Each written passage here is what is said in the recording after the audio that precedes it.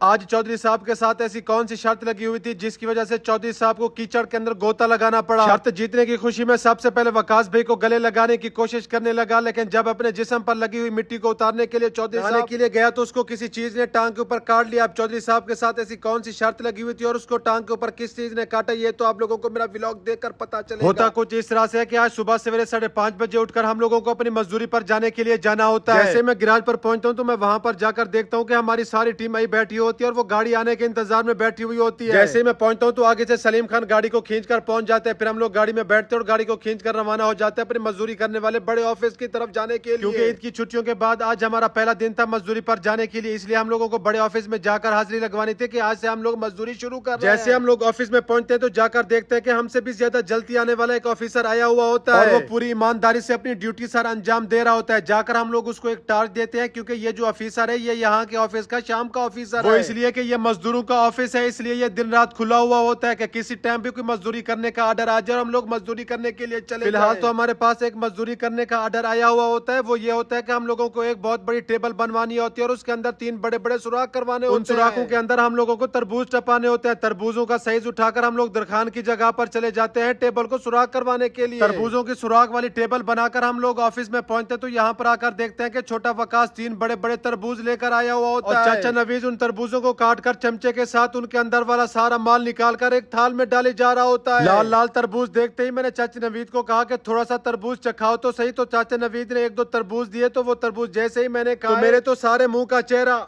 जायका ही change हो गया, क्योंकि ये जो तरबूज थे ये तो सारे के सारे एक्सपायरी तरबूज थे। एक्सपायरी का मतलब ये है कि तरबूजों का सीजन खत्म हो गया। अब जो भी तरबूज है वो ऊपर से शक्ल में तो दिखने में अच्छे हैं, लेकिन उनके अंदर जो भी माल सारा का सारा गला और सड़ा हुआ है। जैसे कि चौधरी के सर का तरबूज ये डेली खराब हो जाता है। इसको सही करने के लिए हम लोगों को रोजाना इसके सर के ऊपर मट्टी मलनी पड़ती है। भाई लोग, मैं मजाक कर रहा था। आज जो हमारी मजदूरी करने का सीन है वो ये सीन है कि चौधरी को अपने सारे जिस्म के ऊपर मट्टी मलनी होती है, इसलिए उसको छोटा वकास लेकर चला जाता है उसके सारे जिस्म के ऊपर मट्टी मलने के लिए। लेकिन छोटा वकास लेट कर रहा होता है तो गुस्से में आकर चौधरी साहब मट्टी के अंदर गोता लगा देता है। 2 वजूहत होती है गोता लगाने की। एक तो चौधरी साहब को लेट हो रही होती है, दूसरा तो हम लोगों को मजदूरी करने के लिए लेट हो रही होती है, क्योंकि जब हम लोगों को मजदूरी करने के लिए लेट होती है तो इसमें सबको मुश्किलात होती है। मुश्किलात ये होती है कि गर्मी बढ़ जाती है और हम लोगों को मसला हो जाता है, क्योंकि गर्मी में किसी को किसी भी चीज का कोई पता नहीं होता कि किसको किसका डायलॉग कहना है और किसको किसकी एक्टिंग करनी है। इसलिए हम लोग सुबह सवेरे उठकर मजदूरी पर जाने के लिए जाते हैं। पूरे जिस्म पर मट्टी लगाने के बाद चौधरी साहब बोलता है कि आज मैं सर्च करता हूं कि मेरी टीम में किसको सबसे ज्यादा मुझसे मोहब्बत है। चौधरी साहब आकर हमको कहता है कि जिसको भी मुझसे मोहब्बत है वो आकर मुझसे गले मिले। तो हम लोग चौधरी साहब से हाथ बांध कर कहते हैं कि भाई पीछे हट, पीछे हट। मट्टी वगैरह लगाने के बाद हम लोग अपनी मजदूरी करना शुरू कर देते हैं। जैसे हम लोग सुबह के टाइम आते हैं मजदूरी करने के लिए तो हम लोगों को आधा घंटा या घंटा लगता है मजदूरी करने के बाद चौधरी साहब कुछ लड़कों को और तरबूजों को लेकर जा रहे होते हैं। तो मैं चौधरी साहब से पूछता हूँ कि ये कौन है, तो चौधरी साहब बोलते हैं कि ये मेरा बड़ा बेटा है और ये मेरा छोटा बेटा है। अब आप लोगों ने इन लोगों को देखकर कमेंट्स करके जरूर बताना है कि इनमें से सबसे ज्यादा खूबसूरत कौन है, बाप है या बड़ा बेटा या छोटा बेटा खूबसूरत है।